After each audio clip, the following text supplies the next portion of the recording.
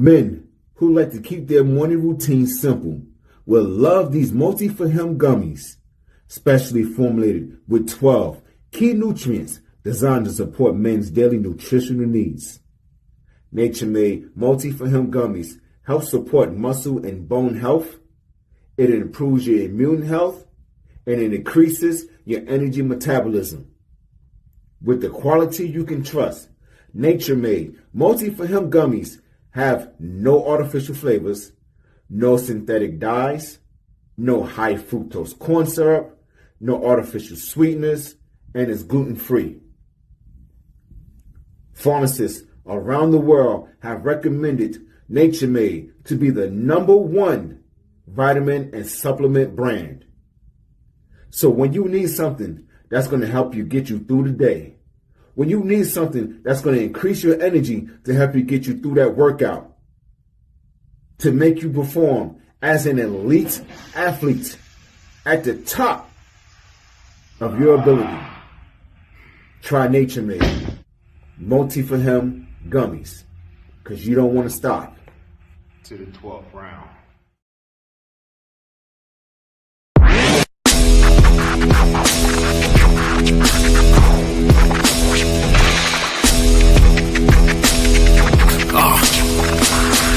Hey yo, welcome to the Terror Dome. You should be heading home, cause you could bring all of your ninjas in the Technodrome. I rip right through your flesh and bone and mental capacity.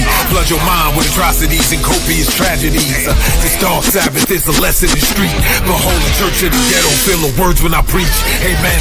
Let the Lord say a prayer for they don't end up in front of someone banging their trigger. Living life like a war pig. Fuck the law, I'm getting mine. Let the others figure what the cost is. Purchasing the fortress on gorgeous acres enormous. Car park full of foreigners and women just waiting on us. We living the dream. Y'all living like hell is earthbound. We are not the same. You've been a lame since birth, pal. I don't feel sorry. I recommend they go dirt bound. Doggy dog world, and you've been looking like Chuck Brown.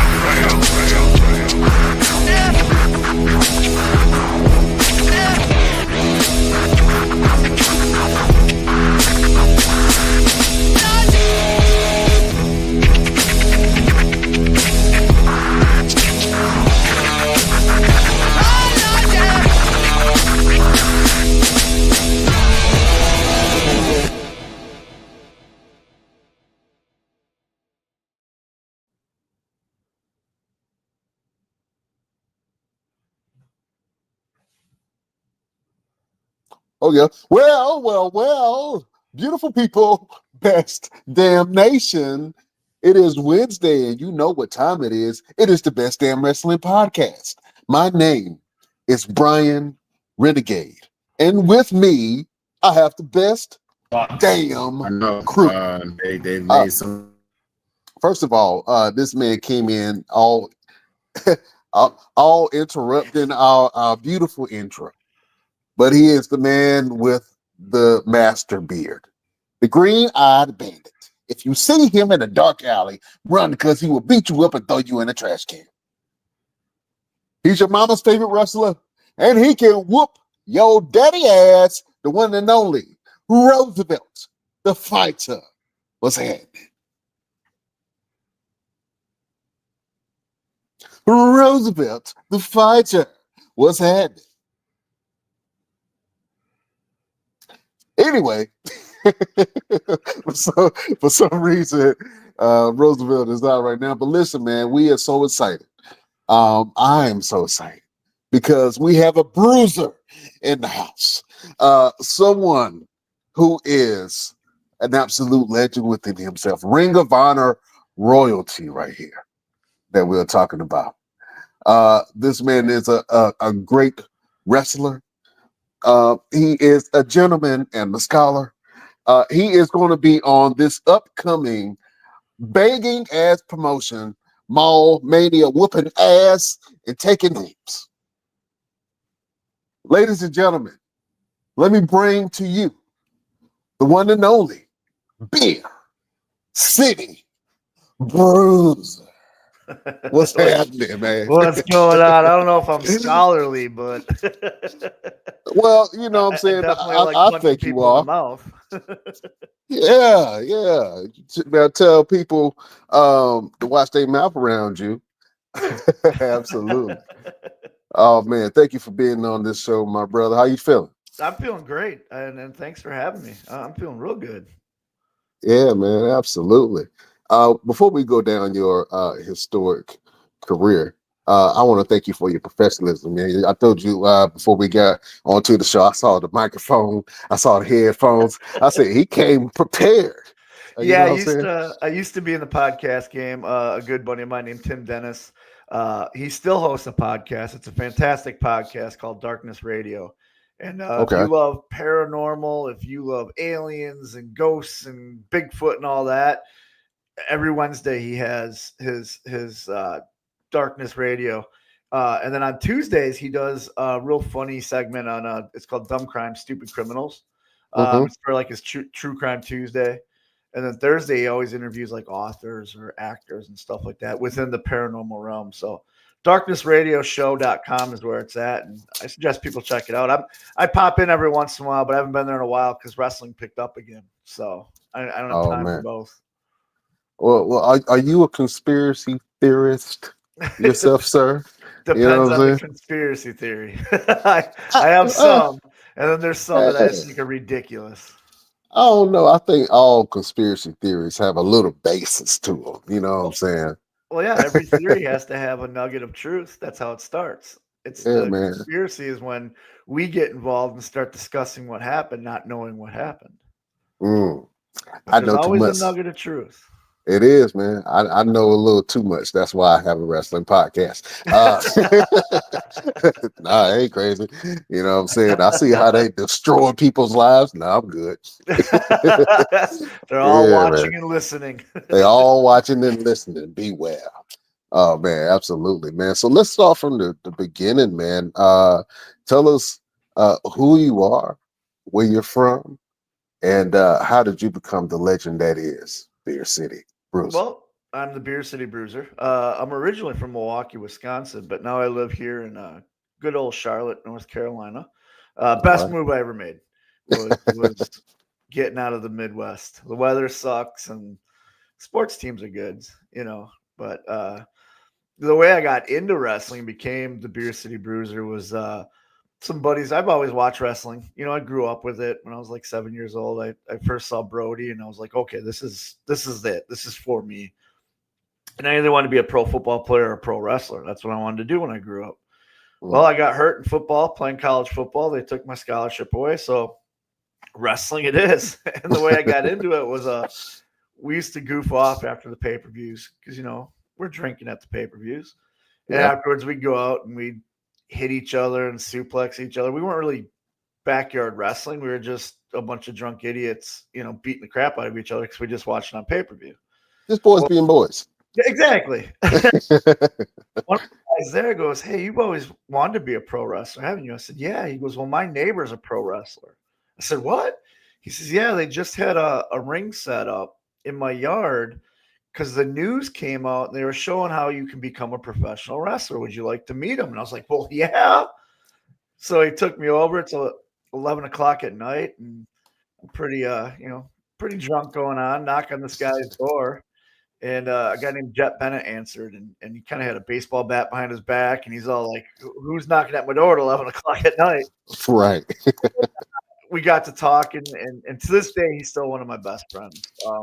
I love him to death. But he introduced me to a guy named Trevor Adonis, and Trevor would take me before shows, and he'd train me and stuff like that. And then when I got the opportunity to do a Harley race camp, he used to do these 7-day long camps. I did it, and they always chose 3 people from the camps. One would get signed to a developmental contract with WWE. One would go to Noah, Pro Wrestling Noah's dojo for 3 months, and one would get a scholarship to Harley School. And I got the scholarship to Harley School. So I ended up moving down there and then spending the next 6 years of my life training with Harley and just really learning the business side of professional wrestling. And man, it was a blast. And that's when I was like, you know what, I can do this as a living. Got home and just started applying everything I learned and made my name on the independents and then got signed to Ring of Honor, and here we are. What surprised you the most about learning about the business of wrestling? You know what I'm saying? What's something that surprised you the most? What surprised me the most is there's a lot of promoters out there and a lot of and wrestlers too that don't know the art of negotiation. Um, Mm, this is a type of business where it's you're unless you're signed to a contract, you're an independent contractor either way, but like you can negotiate prices and right, you can tell the promoters that don't know how to negotiate because they'll just either hear your price and say no, or they'll throw back another number that isn't even in your ballpark, you know? And Harley taught us the proper way of how to negotiate, like don't value yourself. We all value ourselves high because you should have great self-esteem and stuff. But when it comes to wrestling, you don't want to value yourself so much that you price yourself out. But you don't want to price yourself so low that you're beating up your body for nothing. right, So we had to figure that out, and he introduced us to a couple of promoters that actually would negotiate with you, so you could actually do that, and that helped me when I got in the Ring of Honor because the contract comes up and you got to sit down and it's negotiations. It's not the first contract, yeah, sign that right away, but the second one, it's kind of like, hey, here's what I'm bringing to the table. I think I'm worth this. They come back with, we think you're worth this. Then you start putting your facts there, like, well, we did this, and they come back and forth, and then you eventually meet a number you can agree with, you know. right. And I'm shocked that not a lot of people negotiate, like just because I throw the first price out at you, that doesn't mean that I might not negotiate to come a little bit down if I do my research into your company and whatnot. Yeah, man. It's a little bit about believing in yourself too. When did you start feeling confident with or comfortable within the wrestling business? I didn't really start feeling comfortable probably until my second year with Harley. So I was about 5 years in, and that's when I started feeling comfortable. But I always pride myself on getting out of my comfort zone, Mm, because in order to be successful, you have to get out of your comfort zone. And so what I always tell, and this is what I teach my students now, is get out of your comfort zone into an uncomfortable zone and make that your new comfort zone. And then when that's your comfort zone, move out of it, find another uncomfortable, and that's how you grow A, as a wrestler, and B, as a person, you know. And right. as a wrestler, I'm a business. So that's how I grow my business too. And so I was always, once I got comfortable with a company, I love still working for that company, but I'd always try to find something else to make me uncomfortable, and Hmm. take those chances. And that's where like the WWE tryouts came in and TNA tryouts, because it's like, all right, this is very uncomfortable, but I want this for my career. I'm going to do it. Right. So I'm comfortable, real comfortable now, but like right around 5 years is where I was like, okay, I can be put pretty much anywhere and have a good match, be Mm, respectful and humble, help the promotion out, but also still get something out of it. absolutely. Well, you talked about growing a promotion, man, and I think you were amongst those guys in Ring of Honor who really put it on the map. Thank you. And just looking at the product and where it is now, it's I don't know, it kind of feels like the heart and soul of Ring of Honor is it's lacking. You know what I'm Yeah. saying? It's not what it used to be and have that same camaraderie that it used to be. Can you talk about the early days of you being in Ring of Honor? Yeah. I love the Ring of Honor locker room. What what's out there today, I don't consider Ring of Honor because, like you said, it's lacking that soul. It's lacking that edge. We were the underdogs all the time. You always heard people refer to ECW as the little engine that could. That's kind of like what it was in Ring of Honor. Right. And starting out there, you're nervous because it's Ring of Honor and they have all these expectations. And my character, I was always like, why is my character coming to Ring of Honor? I don't do all the big flippy stuff. You know what I mean? That Ring of Honor is known for. Right. And I learned really quickly it wasn't that. They wanted your character to be out there. They wanted you to do moves, but they wanted your character. They wanted you to tell a story. And I realized when I got in there, There was no politics. There's no backstabbing. Like you see on the indies and stuff. It's the whole locker room is trying to make that show the best show that they could put on for those fans that are paying. And I learned that real quickly. And as we grew as a company, we got tighter as a locker room because we had a lot of doubters, and we just kept growing. And I remember when we first moving from the smaller buildings into the bigger buildings, and the Bucks and Cody were leaving. And the internet was just going crazy that Ring of Honor is going to shut down. It's going to, now that the Elite's gone, it's going to close its doors. It's not going to be good. We heard all that. And I remember the show after they all left, we had a locker room meeting, and Taven stood up, the Briscoe brothers stood up, Jay Lethal stood up, Angelina Love stood up, and they said, we have the opportunity right now to prove we have two options. We can lay down and die, or we can prove everybody wrong. And we can go out there and we can show them why we're Ring of Honor. And as a locker room, that we all took that as like it wasn't like a hurrah speech. You know what I mean? It was kind of like a challenge, like the gauntlet's laid down, let's go. And we became tighter, and we went out there, and it was great because we'd all watch each other's matches and be like, oh, I got to follow that. Then you go out there and do better. And it's, oh, I got to follow that. And then by the time the main event goes out, they're exhausted from watching the rest of the show, trying to figure out, hey, how do we top all that? And at the end of the day, after, all our TV tapings and our house shows, we'd all be exhausted, but so would the fans in a good way, because we gave them everything, so they gave it back.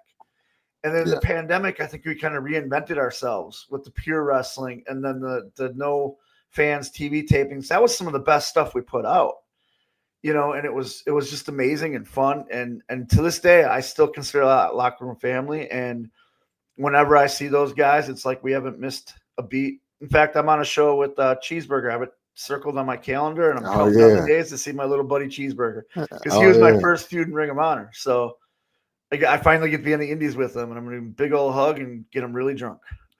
That's awesome, man. Shout out to Cheeseburger, man. He's a Best Damn alum. He came on the show and talk to us, man. So shout out to Cheeseburger on that. Going back to those days, man, what do you think? Do you think that you guys were competing to get noticed as a company as a whole, or was it more, hey, everybody bring their talents to the table so we can just put on a good show? We wanted to be looked at as a company as a whole. We wanted the company to succeed. We all knew that if the company succeed, we would succeed, because Hunter, the booker, made sure that he would put you in a position to succeed. He would lay out, he was real open to ideas, but he'd lay out what he kind of wanted you to do, and you could go back and forth with him. But as a whole, he made the whole card make sense. It wasn't like just one specific match was the reason everybody was there. The way he booked everything was everybody was a star in their own way. And we felt that. So we wanted to push the company as a whole, and we wanted to grow the company.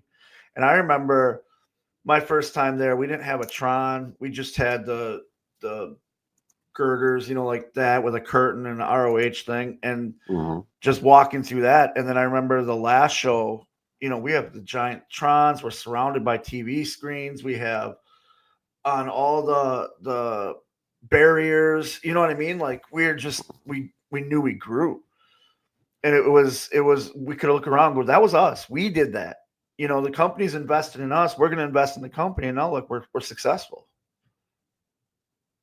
Yeah, absolutely, man. If you had to have a match with anybody from that old roster right now, who would you want to face? I would want the Bouncers versus the Briscoes.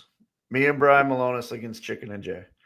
We had some of our best matches with those guys. They were hard-hitting. They were violent. They made sense. And then at the end of it, after the four of us beat the crap out of each other, we'd get in the middle of that ring and share a cold beer.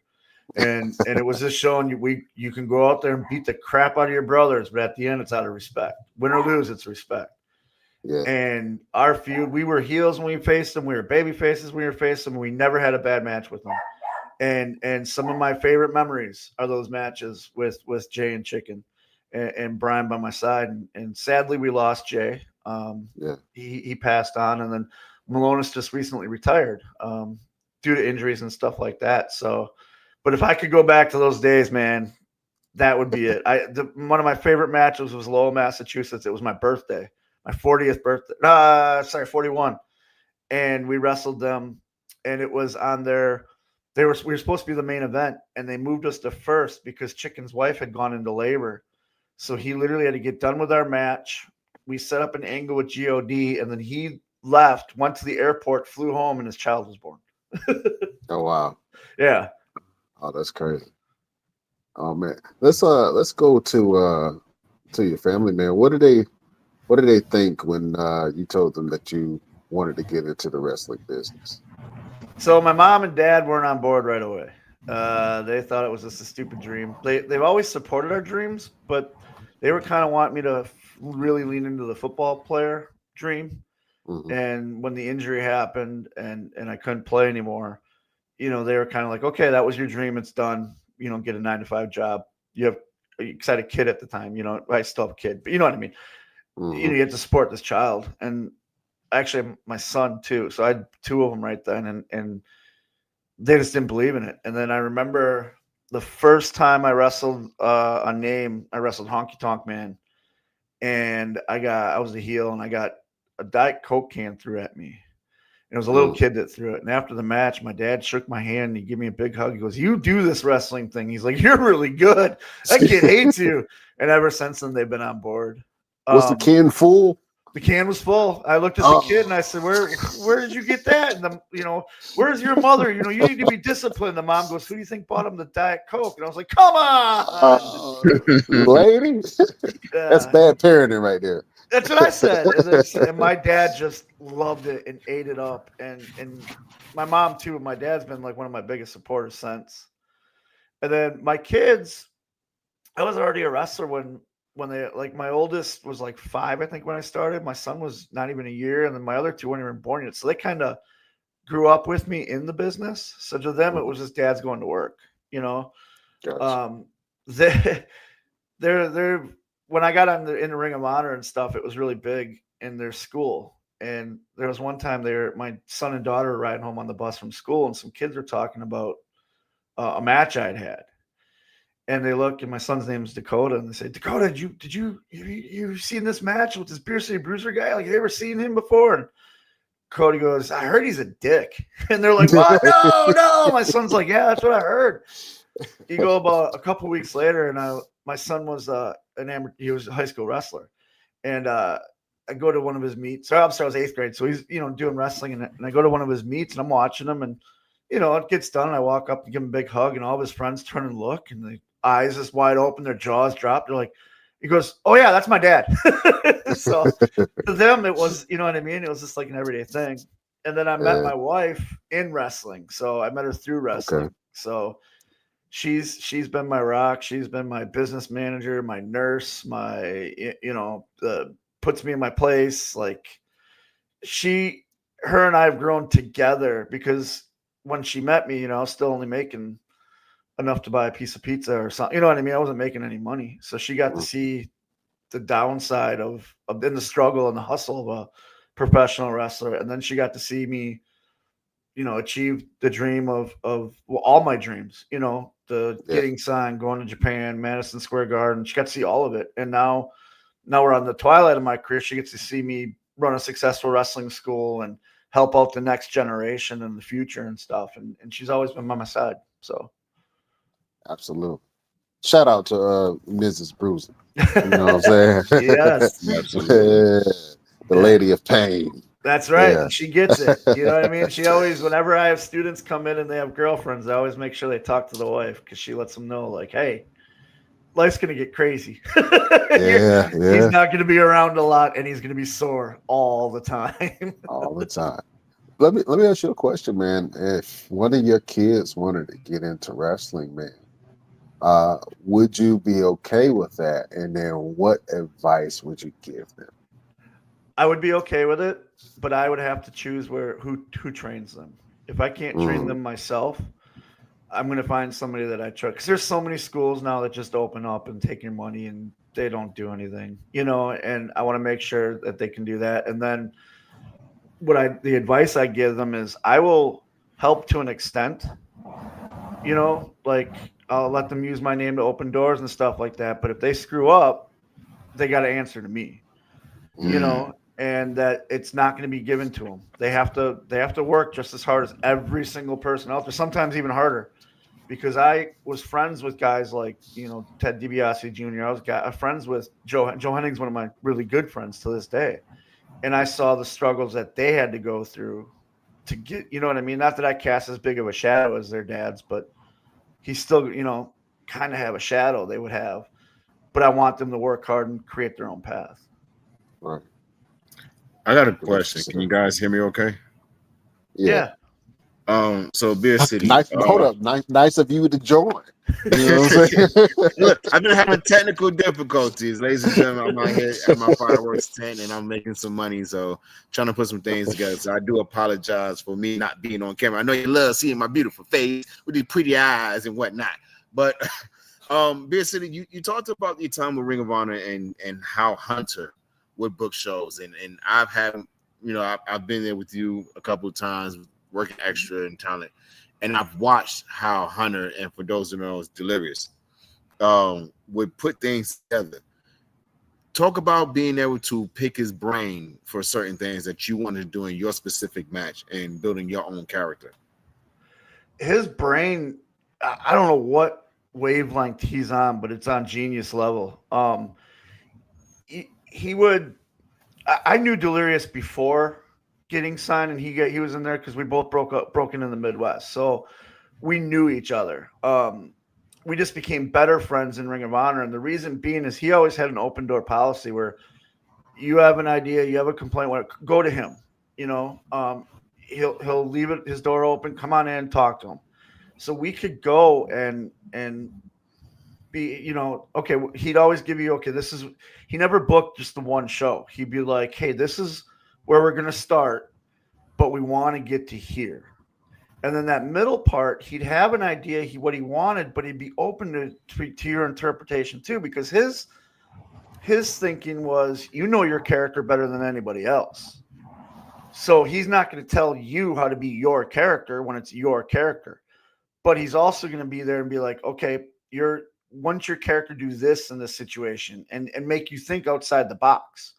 And that was what's so great about him is at times you'd be like, I don't know, man. I don't know if that would work. And he'd be like, just trust me on it. It'll work. And then like when we do promos and stuff, he'd be like, hey, change this word to this word, and you don't think about that when you're cutting promos, and he's like, hey, you're a heel right now. That word's too nice. Use this word.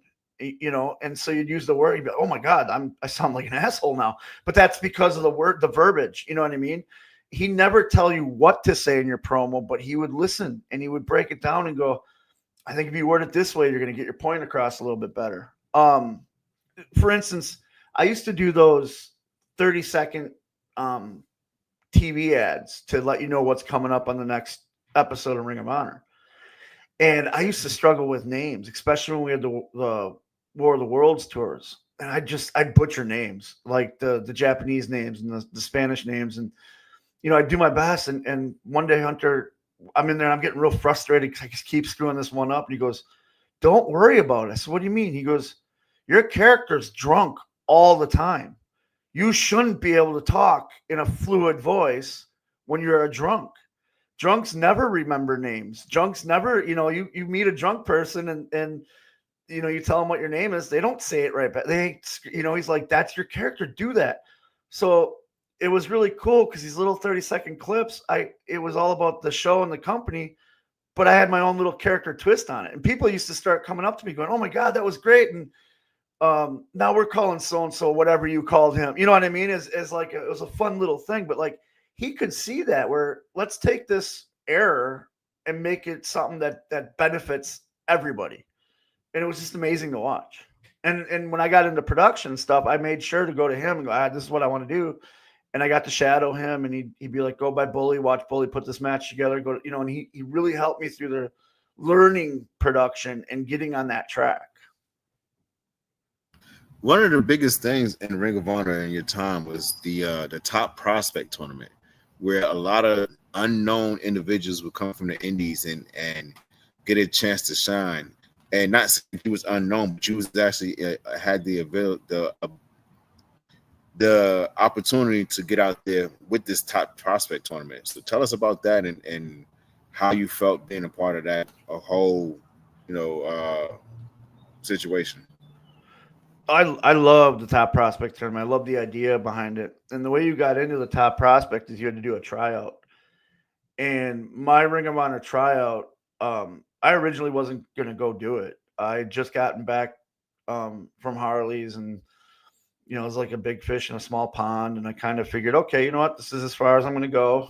I'd already done a bunch of WWE tryouts, did some TNA tryouts, and I was like, don't want to do that type of thing. And I had like Steve Carino in my ear, Kevin Kelly, Kevin Steen saying, man, your gimmick is what they're going to love. Go do it. Go do it. And when my father-in-law passed away, because he was a huge supporter of mine too, he always told me to do it. And I'm just, no, Jim, I'm fine. I'm okay. I got a real nice full-time job. The wrestling's, I'm making a little bit of money, And when he passed away, he left enough money for me to do the tryout, and enough money to pay for an airline ticket, pay for a rental car, pay for a hotel, and do the tryout.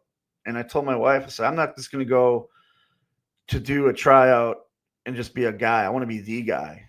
And I ended up being the guy. And I got booked in my top prospect tournament. And now the way the tournament worked was they didn't let you know if you were going over, winning. They didn't let you know how far you're going into it. They just gave you, these are the dates, these are the cities. You have to get yourself there.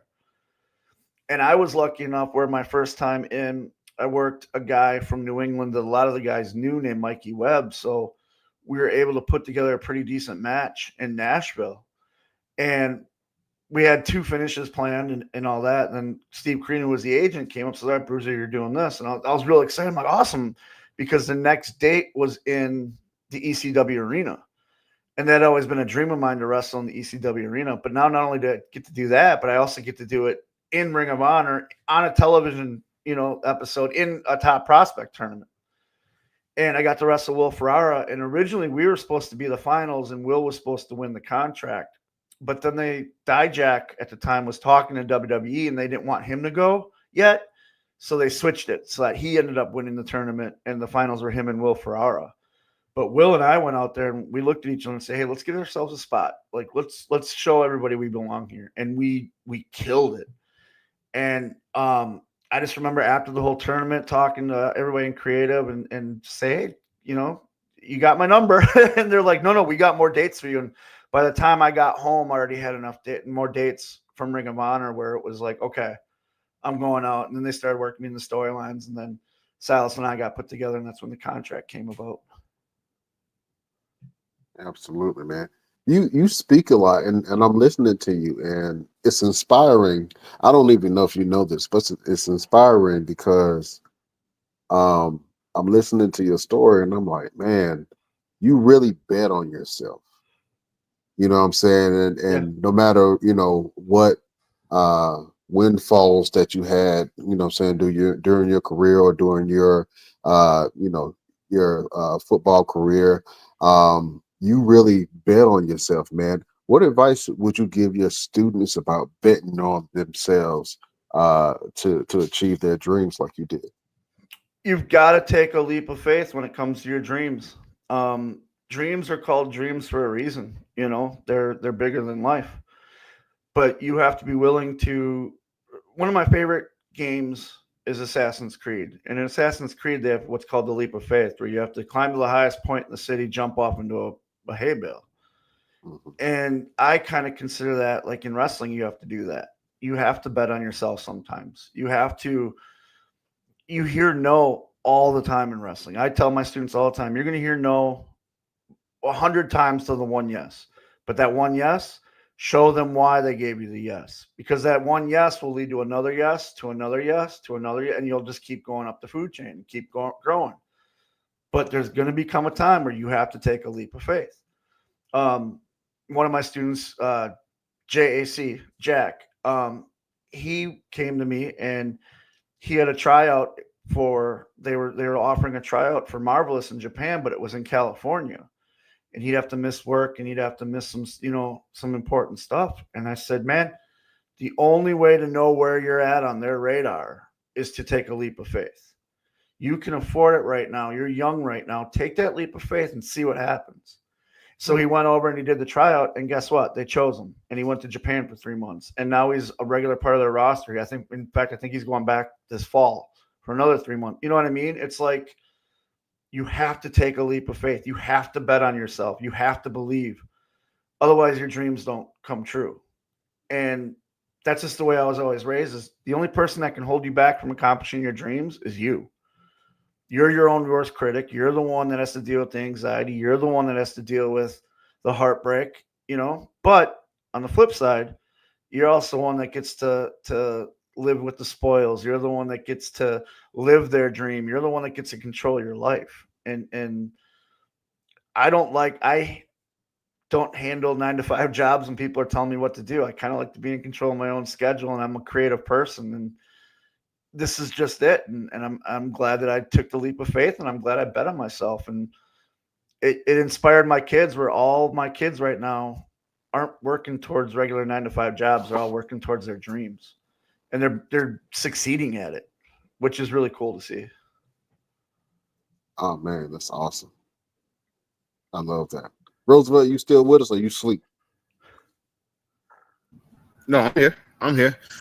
So my next question for Beer City: the moment you won the Ring of Honor World Tag Titles with Silas Young, tell us about that feeling. So we didn't actually win them. We won the Top Prospect Tournament. I believe it was the 2016 Top Prospect Tournament.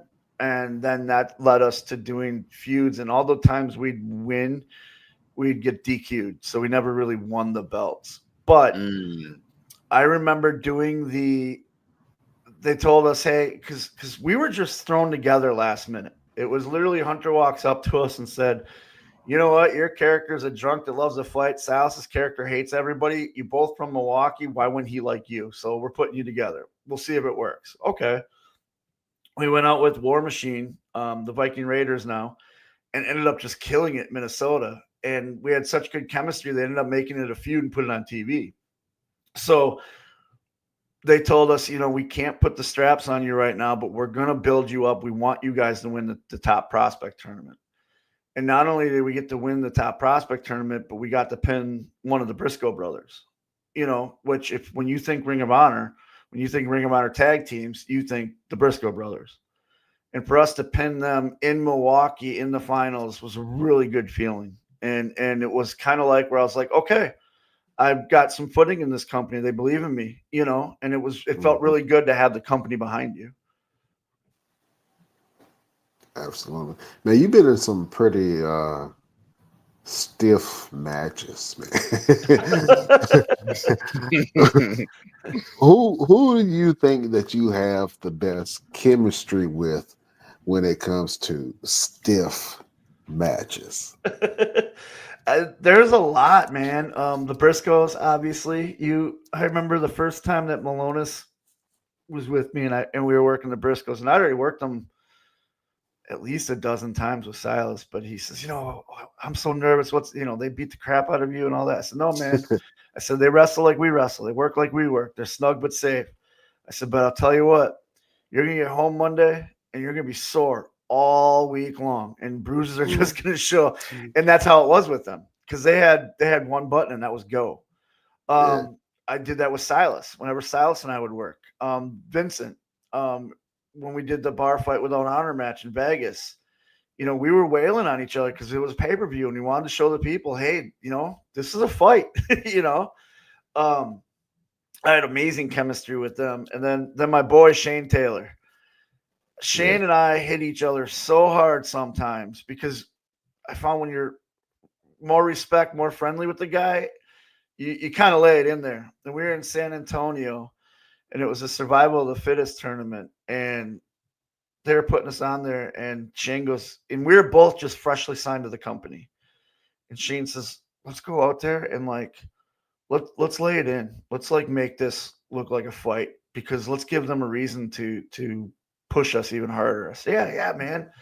At first forearm, I'm like, okay, this is how we're gonna do it. All right. And it went back and forth, and like it's one of my top 5 matches of all time. And we had everybody in San Antonio on their feet, and we got through the curtain. And after the show, Hunter walks up and goes, "That's why you guys are here. That's the reason." And it set the tone for the whole show, and it was a lot of fun. Yeah, I know you were like, "Damn, Shane, you knocked all the phlegm out my I could breathe. I knocked all the phlegm out my lungs, man." And look, I've been hit by Shane and Keith Lee, so yeah, and I can attest to all that. Yeah, it's just, and I remember afterwards we went to some little hole in the wall bar, and the bartender comes over and there's a shot of tequila, and he goes, "Hey, that young man down there is buying this for you." It was Shane, and I was like, "Thanks, Shane." Back some tequila. Yeah. That was the thing. That became a thing after that. Now I think about it, every time I see Shane, we do shots of tequila. So, Oh thing, man, I think. yeah, that's the thing for sure. Oh man, let's talk about your WWE tryout, man. How did you feel about the tryout, and how was it for you? So I got to do when I broke in. I got lucky where you got to do when you were brought in as an extra. That was your tryout. So before the show was filmed, they'd put you in the ring and you'd work matches. And like when I started, my first time doing extra work was with Ken Anderson, Ken Kennedy. And he kind of broke it down for me, like, "Hey, this is what they're going to look for. This is what you're going to do," and all that. So like, I kind of knew going in, like, okay. And like, it was with guys that I've wrestled before, like CM Punk wasn't signed yet. He was an extra. Colt Cabana. There's a guy named Eric Priest who just passed away. So those guys I was used to. The nervous part was where we were at, because literally while you're doing your stuff in the ring, you look in the crowd and there's Paul Heyman, there's JR, there's Steph McMahon. You know what I mean? So you're kind of like, okay. So like you get real nervous at first, but every time I went back, I'd always take their advice, so that it might be 6 months before they see me again. But when I got back in there and they saw me and they pulled their paperwork out on me, it's like, okay, this is what he needed to work on. And then I worked on it. Then I noticed, oh, okay, now we're going to give you a dark match. Now we're going to give you an enhancement match. Now we're going to put you here. And they wanted to see what your attitude was, and okay, go see Brooklyn Brawler and cut a promo, and that's how our stuff was back then. It was when they got to PCs, when they started like doing tryouts and stuff like that.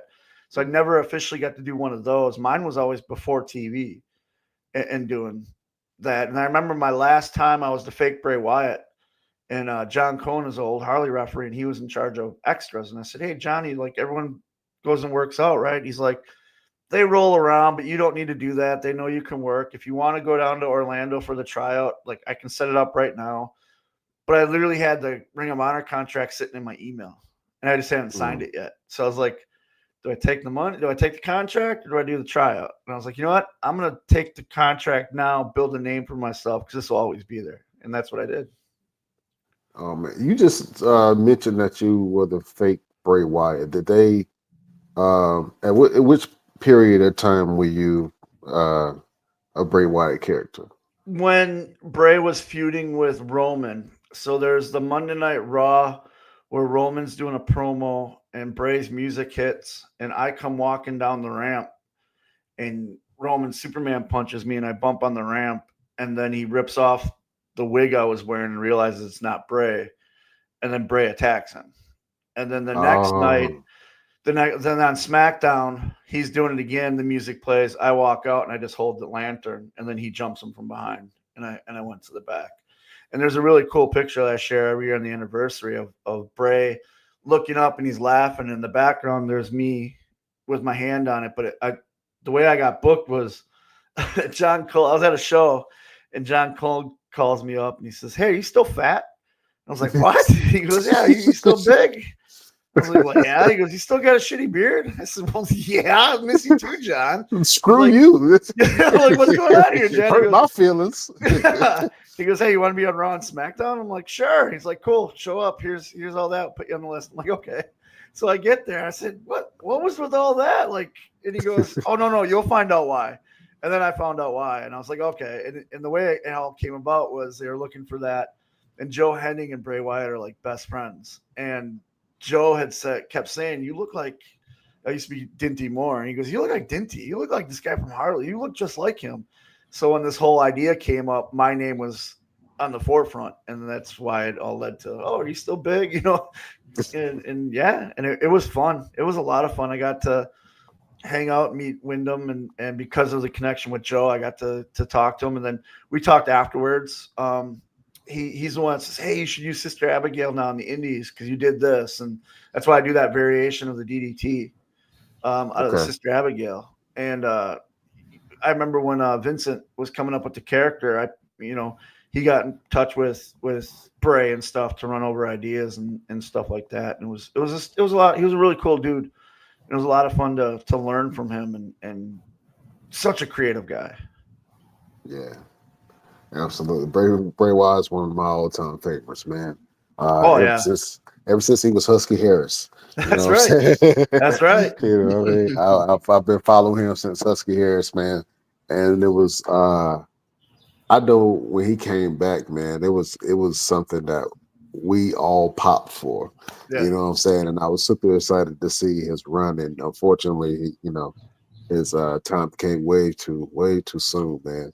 I got to watch his creative process because he had to do a promo, and so I still have the shirt I wore, but like he gave me his stuff to wear, obviously, and so I'm just sitting there listening to him, and he's going over this promo that he wants to do, and hey, how's that sound? I'm just okay, cool. I'm just an extra, and then like other guys, and he'd say, I think I'm going to say it this way, and then he just was constantly thinking, you know what I mean? And it was like, what if we did the lighting this way or did it this way? It's like, man, this guy's on a whole new level thinking of this character, and it worked. I think it was one of the best characters out there.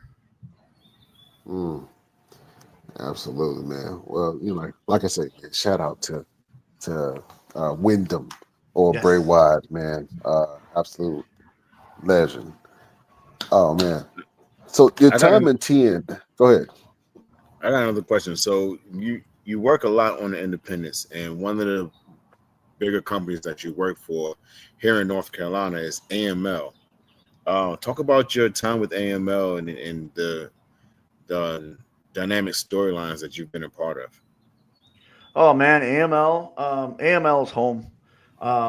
Before I even moved out to North Carolina, Caprice put me in contact with Tracy, and I was talking with Tracy for like a year before I moved, setting up AML and stuff. And then I got there and I got to meet Brian, and then they had the school and they asked me, "Hey, you used to train, in Milwaukee and stuff." And I said, "Yeah, I'll do it." So I ended up training, getting into the school. Now that's where I train the kids and stuff. And the stuff that, like, Brian's another good one where he has an idea of, okay, this is where I want to go. How do we get there? And I've been able to flex my creative muscle with them. And when I had my hip surgery, Brian right away is like, "Hey, would you like to come and produce and like show these guys like TV stuff and do all?" And I said, "Yeah, definitely." So I was able now to film the vignettes and come up with ideas and the stories I've been involved. Like I've gotten to do 2 war game matches now with them, like actual 2-ring cage war games in Winston-Salem, North Carolina, with Arn Anderson there. Like that's a pinch me moment. You know what I mean?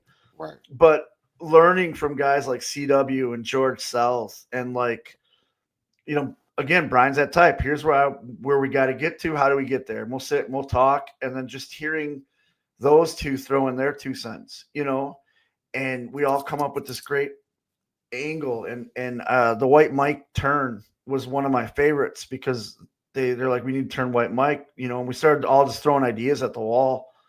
And we finally came up with what we did. And it's like, okay. And I remember the moment the turn happened, like everybody was by the monitor because we wanted to see if it would work, and it worked, and it was huge. And Colby did his part in selling it, and Mike did a great job of turning into BLK Mike, and it was so awesome. And it's a lot of the creative stuff in AML. Like I had my angles, which are fun. Like the stuff I'm doing with Fodder right now is some of my favorite stuff. But I also like watching the other stuff. I like watching the Abuse of Power, Zach and Zuka and Jack, and coming up with ideas of how do we make them this monster tag team. And then, you got the Dawson brothers and figuring out like, okay, this is you got to be underdogs now, which is gonna be hard because you're the Dawsons, but just figuring out all the creative stuff and it's so much fun and being a part of that company is a blessing in disguise, and it's home. It truly is home. Absolutely, man. If you could have a match with any wrestler from the early 90s or 80s, who would you fight? Bruiser Brody. Bar none, man. 100% Bruiser Brody. He's the reason I'm a professional wrestler, and I would love to share the ring with him. And I got to meet his widow in St. Louis. They do like a Bruiser Brody Memorial Battle Royal. They brought me in for it, and I got to shake her hand and tell her thank you for letting him do what he did because it inspired me. So he would be the guy. He would be. I could do that match and die peacefully. Oh man, you gonna make me cry inside. Absolutely. Well, I was going to do Roosevelt. Can your face be shown? Let me see. Let me give it a try because you guys are frozen to me. So, can you guys see me? Yeah. Okay, yeah.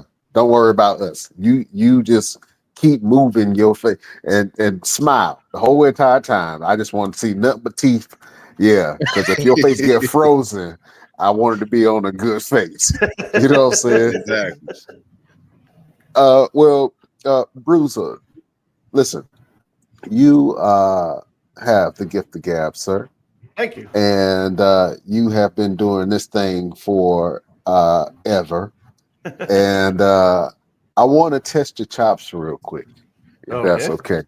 We have this segment on the show, and I want you to cut a scathing promo against Roosevelt. I want scathing promo. A scathing. I want you to give him a tongue lashing. I want you to threaten him within an inch of his life. You know what I'm saying? I want you to give me that feeling like you holding him by his ankles off the top of a balcony, and he owe you money. You know what I'm saying? I want to give that feeling. What I mean? So I want you to cut a scathing promo against Roosevelt in the segment that we like to call Best Damn Promos. Are you down for this? I'm down. Well, since you slow down, you going first here, brother. Oh, okay. All right. All right, he said he's going first. All right, well, listen. Beautiful people, prepare yourself. We are going to war.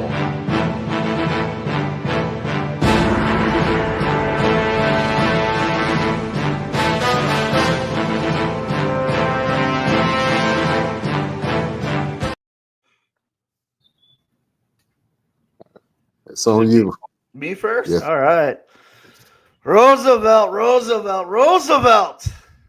Now, I have a lot of respect for you. I see what you're doing all over the professional wrestling scene. You're all up and down. You're everywhere. You claim to be one of the fittest men. I see those workout videos. I see the stuff that you do in the gym. It's amazing. Insane. But there's this one thing that bugs me. You're always down for a fight, but yet any time that I'm looking for a fight, you're nowhere to be seen. You always say that you love to fight and you're a wrestler and a fighter and all that. But Roosevelt, we've been on shows together. We shared locker rooms. There's been open challenges, and yet you've never fought me. You see, you know that the Beer City Bruiser, what I love to do is I love to drink and I love to fight. And there's times where I'll just set my drink down to fight. So any time that you want to step in the ring with the Beer City Bruiser, it can be in an arena, it can be in an armory, it could be in your mama's backyard. I don't care. Anywhere. I will happily punch you in the mouth while drinking an ice cold beer. Stern words from the Beer City Bruiser, Roosevelt. What you got? Are you serious right now? Yeah, he's serious. Are you really serious? Because I need to gain an understanding of what it is that's going through your brain right now. Because I've never ran from a fight. You see, anytime you've had an open challenge anywhere, Beer City, you've done it to where I couldn't hear about it. You've done it in places that they won't even allow me to come because they know what I'm about. They know how I get down. They know that they got to protect their Golden City boy. And that's okay.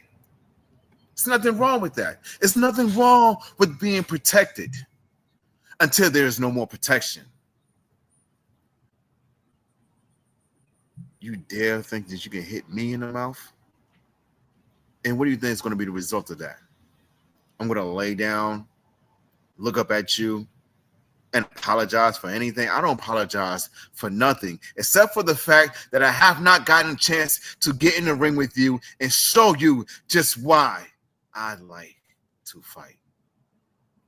I suggest you go get you 1 cake, 2 cakes, 3 cakes, 4 cakes, 5 cakes, 6 cakes, 7 cakes, a tequila, a margarita, and a bottle of water, because you're going to need every single bit of that to revive your life when you step in the ring with the man who truly likes to fight, the man named Roosevelt. Okay. My spidey senses is tingling. I don't know. We might have to change the card from all mania, boy. Boy, I want to see it. Somebody book it. Trying to tell you, Jack. Oh man. Was that okay? Was that okay? Was that that was an amazing promo from both of you fellas, man. Shout out to thank you, Beer City, for doing that. Very what I'm saying? Very good, Rose. Yeah. Well, he's always good at promos. that boy good. Yeah. Yeah, both of y'all good. Oh man. Well, look, Beer City. This has been an absolute great promo, man. Do you have anything that's coming up? Yeah. This Saturday, I'm in Greenwood, South Carolina.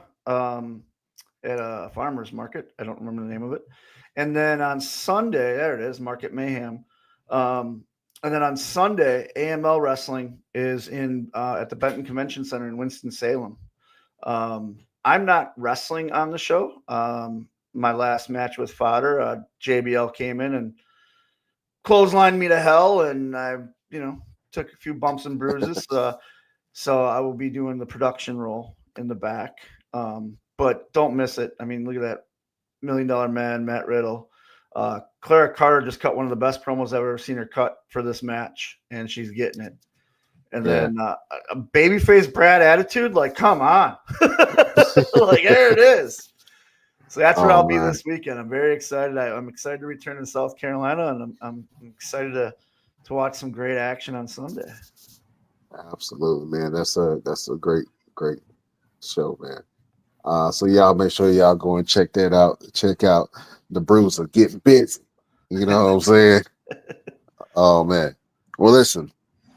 You have been dropping jewels this entire show, man. We have this segment at the end of the show that we like to give a little bit of motivation, a little advice, something for the soul. You know what I'm saying? So, Beer City. Do you have a final word for your beautiful drunk subjects? I do. It is. In order to succeed, you must failure. Because out of failure, you learn to succeed. Yep. Every time you fail, you learn something new and you get closer to success. So just keep failing because you will succeed. I guarantee it. Absolutely. That is a final word from the pride of Milwaukee, the Beer City Bruiser. Roosevelt, you got to find a word for the beautiful people. Absolutely. In fact, my final word is more of a question for the beautiful people and something I want you guys to all think about. What, no, not what, have you had an opportunity to self-actualize? I'm going to say that again. Have you had an opportunity to self-actualize? We all are on this planet for a specific purpose, and a lot of us feel like we have obtained something, but is it truly what you are supposed to be doing? Have you really fulfilled what your purpose is? Have you really fulfilled who you are? Have you figured that out, what you're capable of? Have you exceeded your limitations? Have you broke your barriers? Have you had an opportunity to self-actualize? That is my final word in question for my best damn wrestling podcast. Y'all heard it. Have you had the time to self-actualize? Huh? Some people don't even know what actualize means, but it's okay. They gonna have to Google that. Be like, what is self-actualize? What did he say? Well, I'm gonna look it up because I don't want him to hit me. What did he say? What was that? He said something I don't normally say. What was it? Actualize, it had ass in it. Actualize, yeah, absolutely. Shout out to Roosevelt, man. Have you had the opportunity to self-actualize, self-assessment? You know what I'm saying? Essential. Well, beautiful people, if I have to give you a final word, it is when people can't see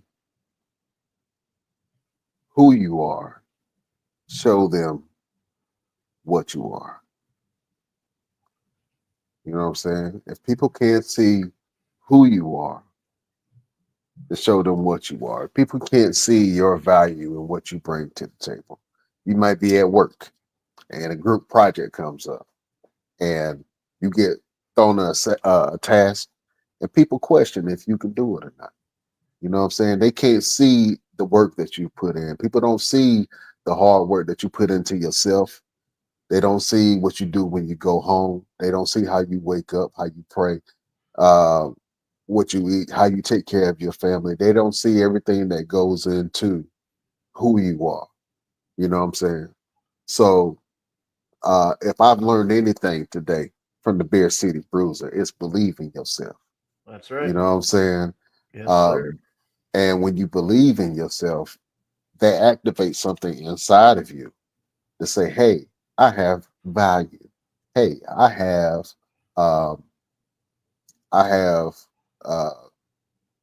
strength. You know what I'm saying? I have worth. You know what I mean? I have something to contribute. You know what I mean? And then out of that, you can see what you're good at. You can see how far your talents take you because you know who you are and you know what you are. And at the end of the day, if people can't see you, then show them who and what the F you are. That is a final word from your boy, Brian Renegade. Oh man, was that a decent final word? I liked it. I thought it was good. You all right with me, man? You know what I'm saying? Beer's on me, damn it. Beer's on me. All right. Absolutely, man. Oh man. All right. Real quick, Beer City Bruiser, man. What you got going on and where can the people find you? They can find me on Facebook. I'm the Beer City Bruiser. Instagram is Beer City Bruiser. ProWrestlingTees.com/Beer City Bruiser. Go get yourself a nice fancy t-shirt. And then on Cameo, Beer City Bruiser, I can do shout outs for everybody left and right. I'm no longer on Twitter. Got rid of that. Too much hate. So those are all my socials. Okay. Absolutely. Go check out Beer City Bruiser and everything that he got going on. Roosevelt, what you got going on, and where can the people find you? They can find me at this tent every daggone day. Come buy this stuff, y'all.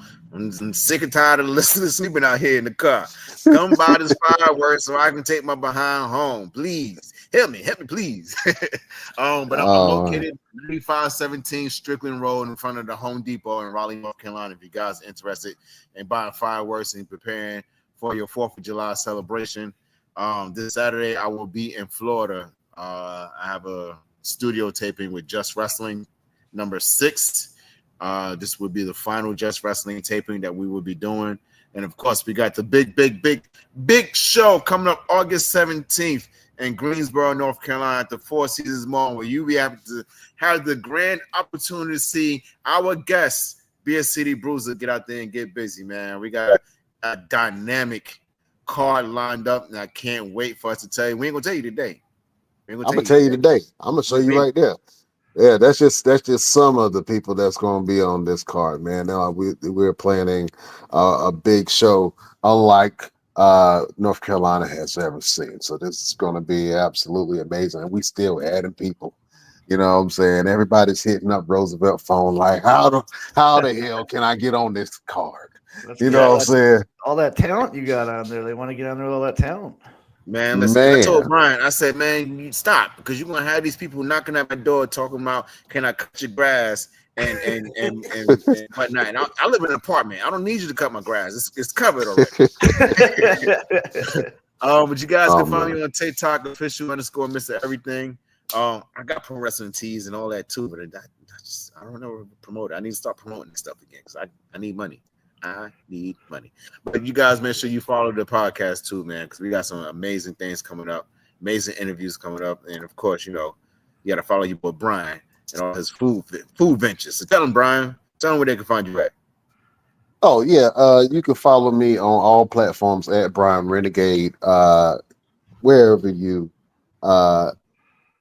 whatever platform that you use. You know what I'm saying? If you want to listen to us, you can listen to the Boards of the Best in Wrestling podcast on all of our platforms. Let me go over. You can listen to us.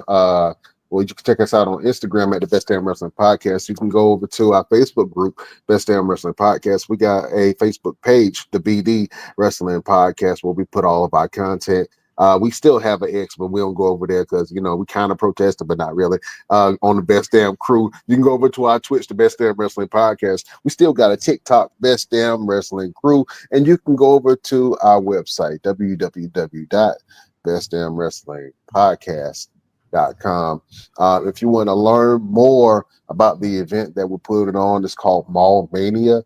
It is a wrestling and gaming expo inside Greensboro Four Seasons Mall on August 17th. There will be a live professional wrestling show. There will be a fan zone. There's going to be face painting. There's going to be food, backpack giveaways for back to school, all kind of stuff. We're so excited. You know what I'm saying? It's going to be a pop-up shop, cosplay, all that good stuff. All squeezed into this one event, man. So if you have some time, come on to the mall. Even if you don't like wrestling, just come to the mall. You know what I'm saying? Just come to the mall. And you can shop, you can buy you some shirts and some drawers. And if you want some entertainment, you come see some kick-ass wrestling, and you come see the Bruiser does what he does and beating people up and putting bruises on people's faces. That's right. And then you can go get you a smoothie from the local pretzel shop. You know what I'm saying?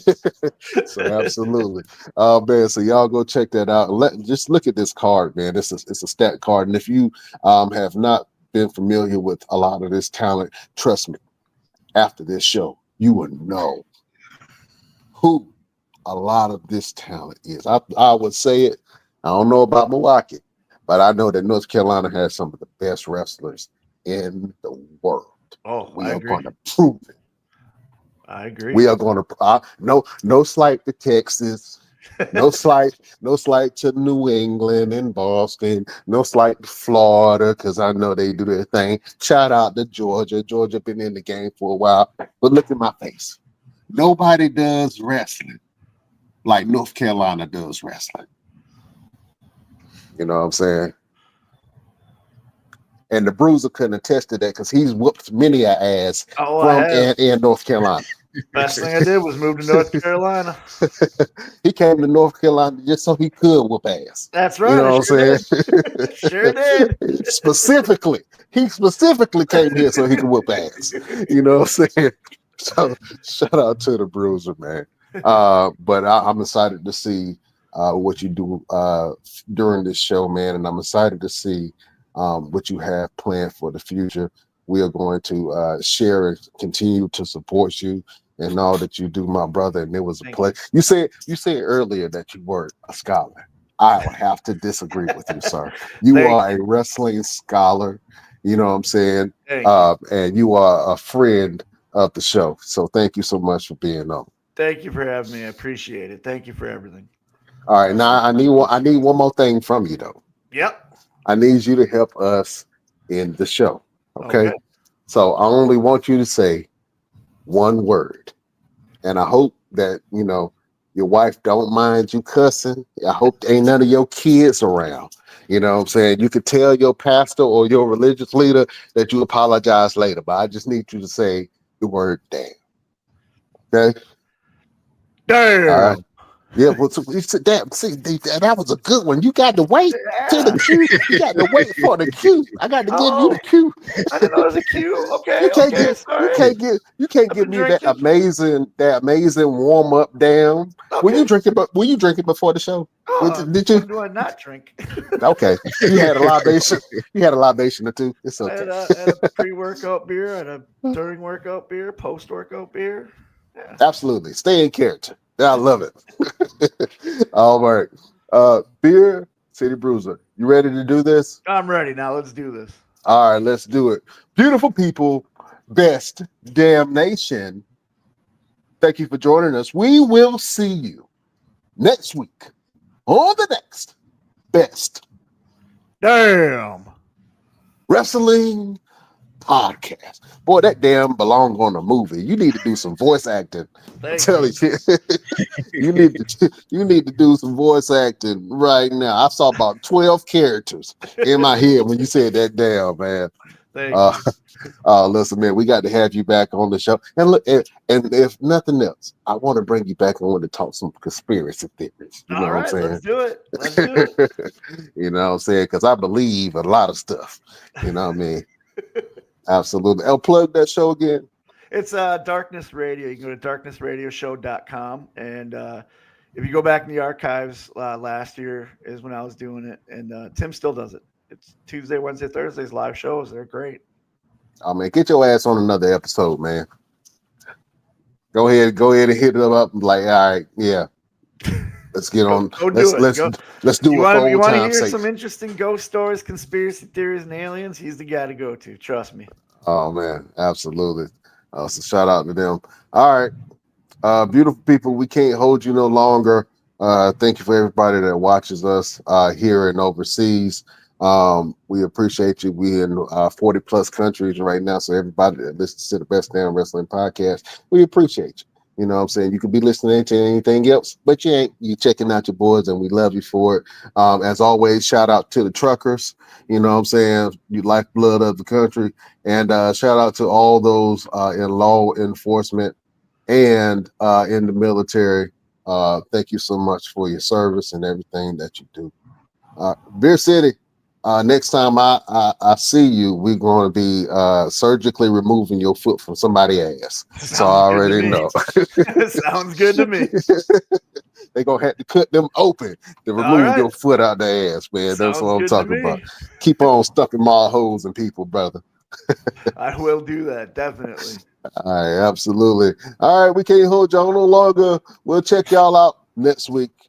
We bid you adieu.